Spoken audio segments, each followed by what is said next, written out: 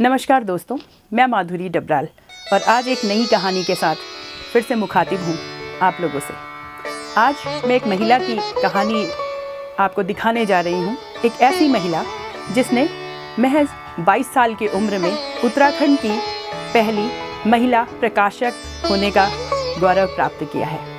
कैसे उनका संघर्ष था और कैसे उनकी जर्नी रही है, वो भी उस वक्त जब एक महिला इस तरह के काम में आने की, इस तरह के व्यवसाय में आने की सोच भी नहीं सकती है। इवन आज भी बहुत कम है।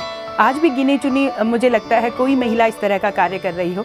तो आज से 27 साल पहले किसी महिला ने अगर ये सोचा है तो अवश्य मुझे लगता है कि आपको उनसे मिलना चाहिए, उनके विचारों को जानना चाहिए। उन्होंने समय साक्ष्य अपनी गढ़वाली भाषा को लेकर उत्तराखंड आंदोलन से इंस्पायर होकर अपना प्रकाशन शुरू किया और आज वो एक सफल प्रकाशक के रूप में है, देहरादून में है।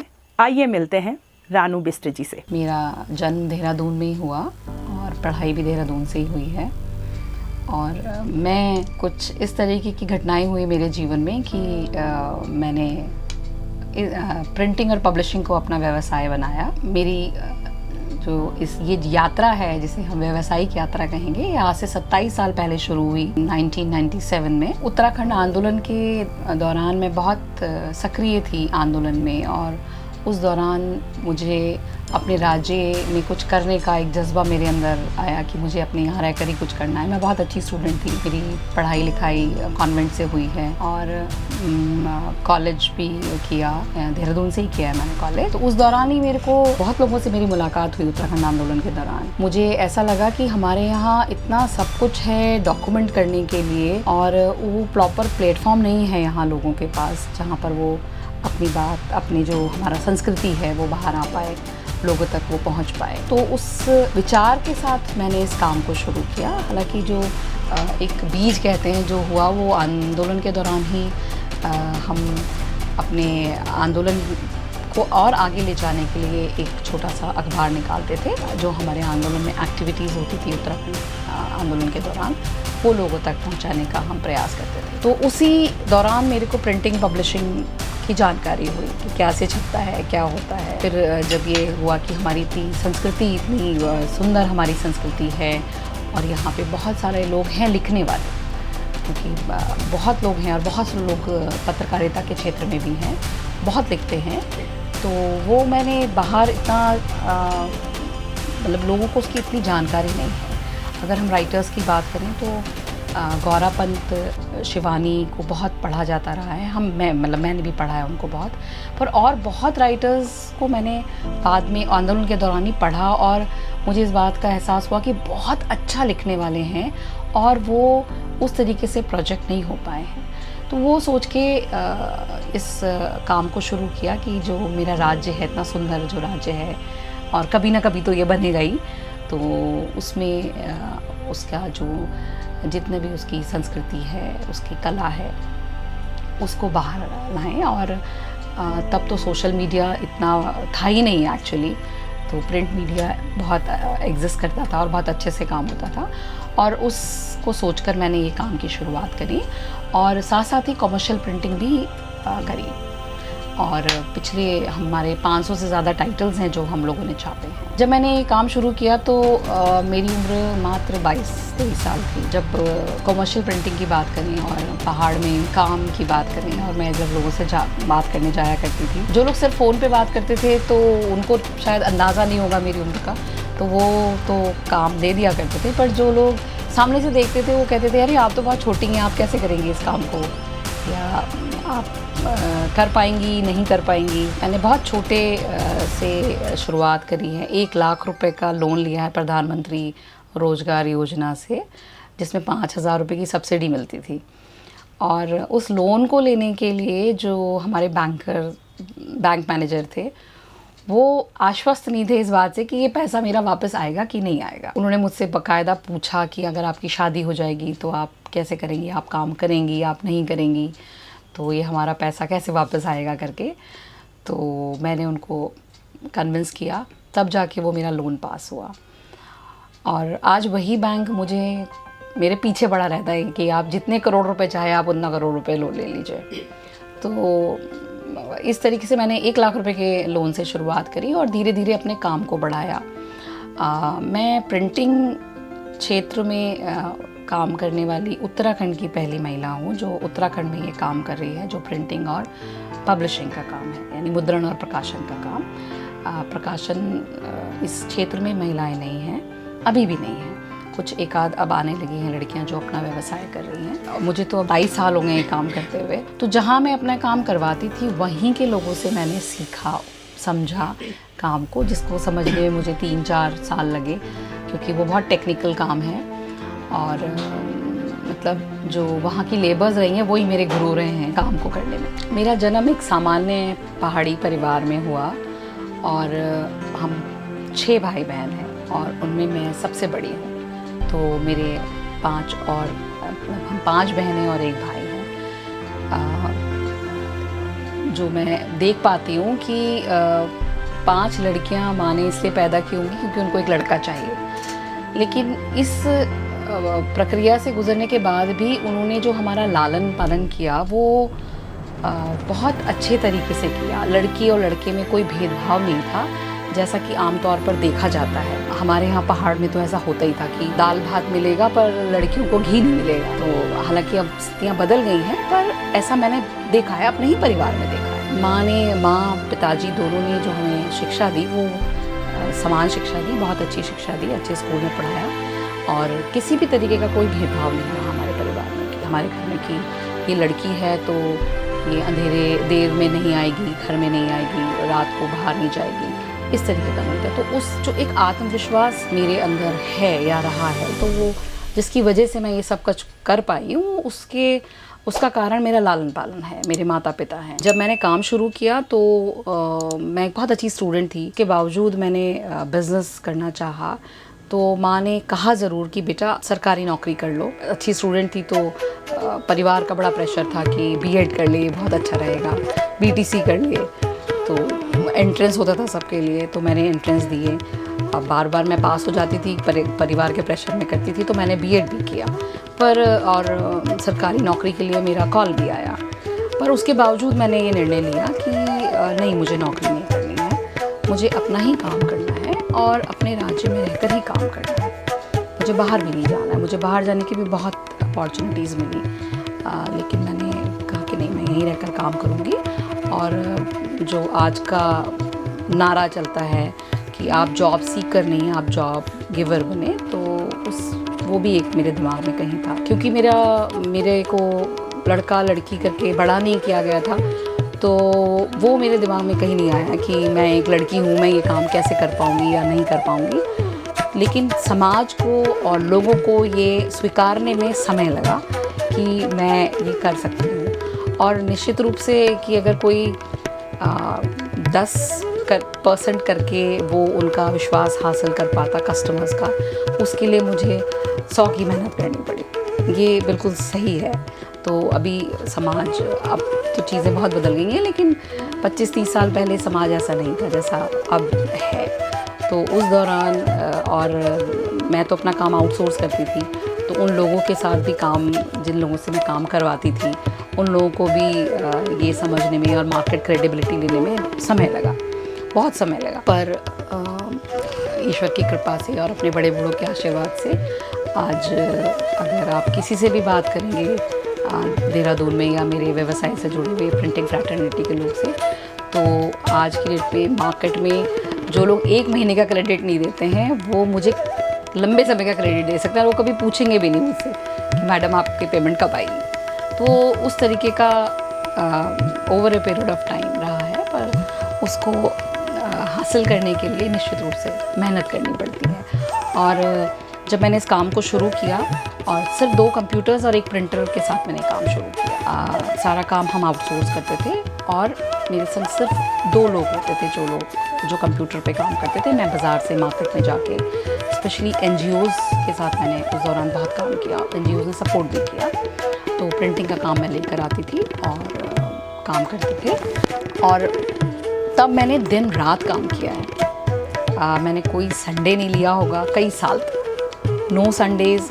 और कभी अगर आप किसी पारिवारिक फंक्शन में जा रहे हैं तो मैं इतना थकी होती थी कि मैं सो जाती थी। तो वहाँ मतलब इस तरीके का होता था, सबको ये होता था कि ये अरे बहुत काम करती है तो इसको आराम करने दो जैसा। मुझे याद है कि एक शिव प्रसाद डबराल जी का एक सम्मान समारोह था, उसमें मैं भी गई, कोटद्वार गई थी मैं।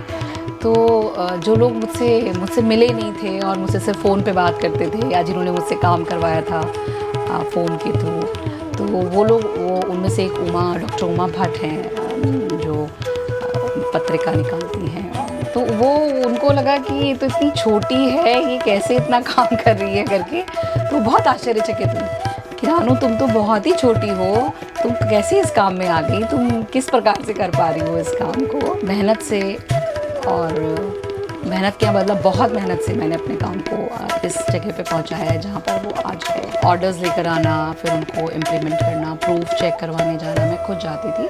और उसमें सबसे बड़ा ब्रेक जो है मुझे, लाल बहादुर शास्त्री में एक सेंटर चलता था, नेशनल लिटरेसी रिसोर्स सेंटर, उसकी निदेशक थी डॉक्टर अनीता रामपाल। तो वो एक अलग माइंडसेट की महिला है और बहुत प्रोग्रेसिव है, बहुत अच्छा बिजनेस हमें दिया, और उनके साथ काम करते हुए मैंने बहुत कुछ सीखा भी, और उन्होंने भी उससे मुझे बहुत अच्छा एक्सपोजर मिला उनके साथ काम करके। साथ ही जो NGOs पहाड़ में बहुत एक्टिव रहे हैं उस दौरान, हालांकि आज भी बहुत एक्टिव हैं, पर उस दौरान जो NGOs का स्वरूप था वो बहुत फ़र्क था।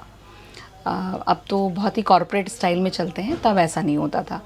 तो NGOs से भी मैंने बहुत काम किया। पब्लिकेशन में जो काम शुरू किया वो गढ़वाली भाषा में किया, क्योंकि आंदोलन के दौरान ही हमको अपनी भाषा से, अपनी संस्कृति से जो प्रेम उपजा, तो लगा कि हमारी भाषा को जगह मिलनी चाहिए। क्योंकि मैं गढ़वाली हूँ तो गढ़वाली पे ज़्यादा फोकस रहा है कि गढ़वाली भाषा को जगह मिलनी चाहिए। 8वीं अनुसूची में गढ़वाली राइटर्स हैं जो गढ़वाली में लिखते हैं, उनका काम मैंने छापना शुरू करा। और हालांकि उस मार्केट को मैं तब नहीं क्रिएट कर पाई, क्योंकि काम मतलब एक छोटी सी टीम के साथ मैं काम करती थी, और मार्केटिंग, अभी आपको कमर्शियल प्रिंटिंग भी करनी है, आपको पब्लिकेशन भी करना है, आपको मार्केट भी करना है। तो पब्लिकेशन तो उस दौरान बहुत किए, लेकिन उसको मार्केट नहीं कर पाई। तो it took me quite a long time to build that capacity and team with me, जिससे कि हम अपने काम को बाहर तक ले जा पाएँ, जो अब हो पा रहा है। पिछले 10 सालों में समय साक्ष्य को एक डेफिनेटली नई ऊंचाइयां मिली हैं, और हमारी जो किताबें हैं वो उत्तराखंड में ही नहीं, नेपाल सरकार ने हमारी एक बहुत फेमस सी किताब है डोटियाली घर गीत करके, उसको नेपाल सरकार से राष्ट्रपति पुरस्कार मिला है, और हमारी बहुत किताबों को पुरस्कृत किया गया है। बीइंग अ वुमन, मैं इस काम को करती, मतलब महिला होने के बावजूद मैं इस काम को करती हूँ। तो जैसा मैंने पहले कहा कि मेरे दिमाग में कभी नहीं रहा कि मैं एक लड़की हूँ और मैं ये काम कर रही हूँ। मुझे हमेशा से ये लगता है कि जब ये कर सकते हैं तो मैं भी कर सकती हूँ। तो ये कोई भी हो सकते हैं, कोई महिला हो पुरुष हो, उसमें मुझे कोई मतलब मेरे दिमाग में ऐसे कोई फ़र्क नहीं नज़र आता।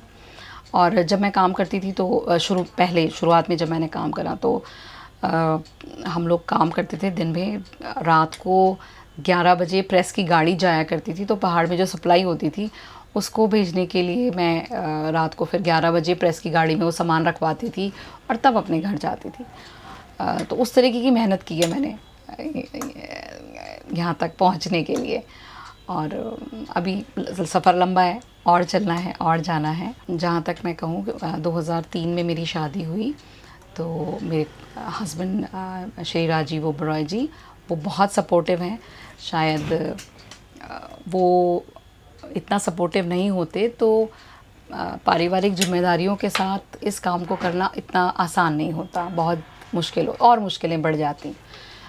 तो उनके सपोर्ट की वजह से ही मैं इतना समय अपने व्यवसाय को दे पाती हूँ। पिछले 27 सालों में अब मेरे पास करीब 17 लोगों की टीम है जो डायरेक्टली मेरे साथ काम करती है, और कम से कम 200 लोग और होंगे जो इनडायरेक्टली हमारे व्यवसाय से जुड़े हैं, चाहे वो बाइंडिंग करते हैं, चाहे वो लैमिनेशन करते हैं, वो रिक्शे वाला है। तो इस तरीके से अभी एक छोटा सा परिवार है समय साक्ष्य, और इस तरीके से हम काम करते हैं। मेरा नाम सुनील पुंडेर है, मैं मालदेवता रहता हूँ, और मैं मैडम के यहाँ 2008 से काम कर रहा हूँ लगातार। मैं यहाँ मशीन ऑपरेटर हूँ। मेरा नाम रेशमा है और मुझे है ना 12 साल हो गए काम करते हैं। हम बैंडिंग का काम करते हैं, किताब वगैरह बनाते हैं और भी जो होती बिग बुकें वगैरह ये सब बनते हैं यहाँ। प्रकाशन के व्यवसाय को एक नए आयाम तक पहुंचाने के लिए हमने और समाज से इस क्षेत्र को जोड़ने के लिए हमने 2016 में दून लिटरेचर फेस्टिवल की शुरुआत करी, जिसको हम लगातार 3 वर्षों तक बहुत अच्छे से कर रहे थे। फिर कोविड आने की वजह से हमने उसको थोड़ा रोक लिया। और दून लिटरेचर फेस्टिवल जहाँ पर पूरे भारत से लोगों ने बढ़ चढ़कर हिस्सा लिया और हिंदी भाषा में इतना बड़ा साहित्यिक सम्मेलन शायद नहीं हुआ है, तो उसको पूरे भारत में बहुत प्यार से स्वीकारा गया।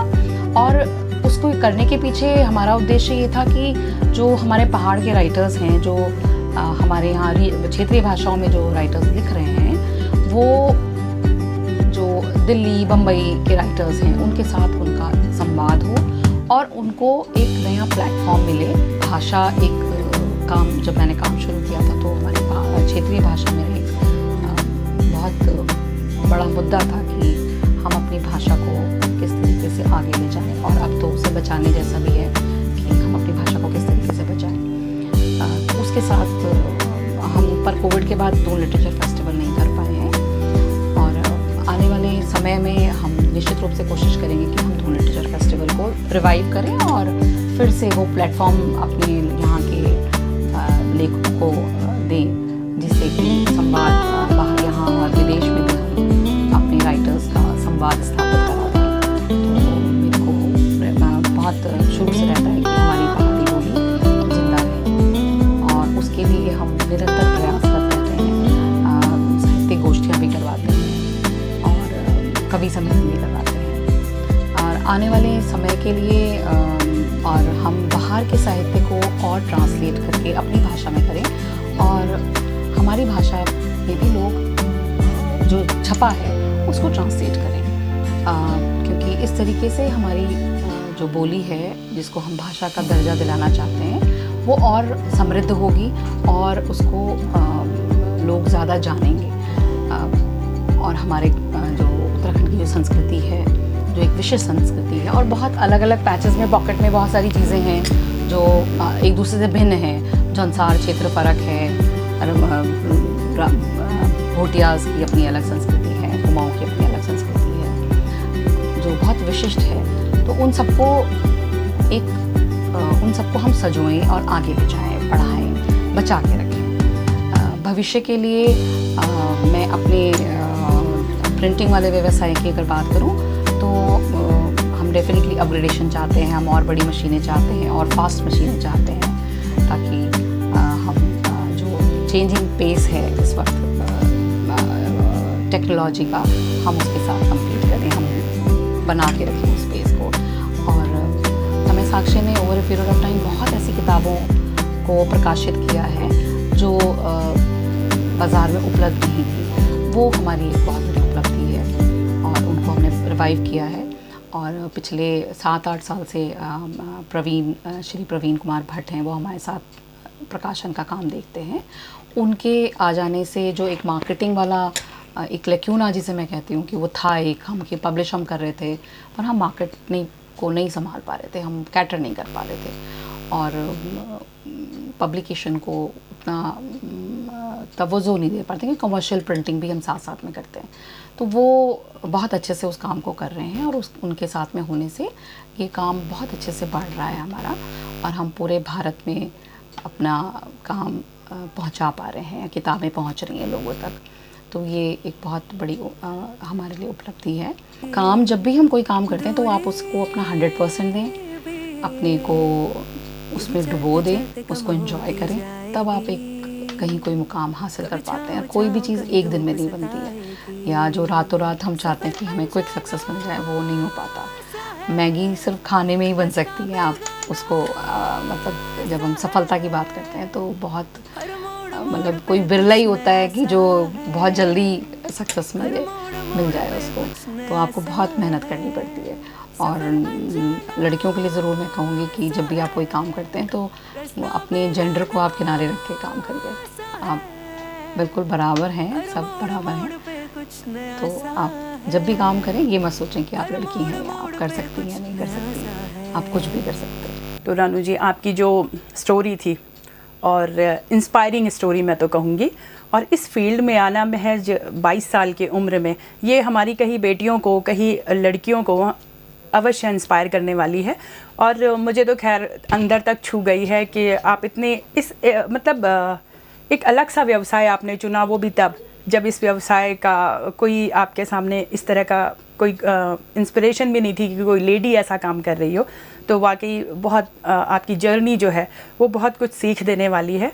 और मेरी शुभकामनाएं हैं आपको कि आपका जो ये समय साक्ष्य है वो दिन दूनी रात चौगनी उन्नति करे, और जो जो आपने सोचा है वो आपको सब मिले। तो बहुत धन्यवाद हमारे साथ जुड़ने के लिए। धन्यवाद। और इस तरह की इंस्पायरिंग स्टोरीज़ के लिए मुझे लगता है आज तो काफ़ी अच्छी और कुछ अलग सी स्टोरी आपने देखी है। कैसी लगी ये स्टोरी अवश्य बताइएगा। इस तरह की पर्सनालिटीज़ और इस तरह की स्टोरीज़ को देखने के लिए आप हमारे साथ जुड़े रहिए। अपना प्यार और आशीर्वाद हमें इसी तरह से देते रहिए, और इन सब चीज़ों के लिए आपका भी बहुत बहुत धन्यवाद।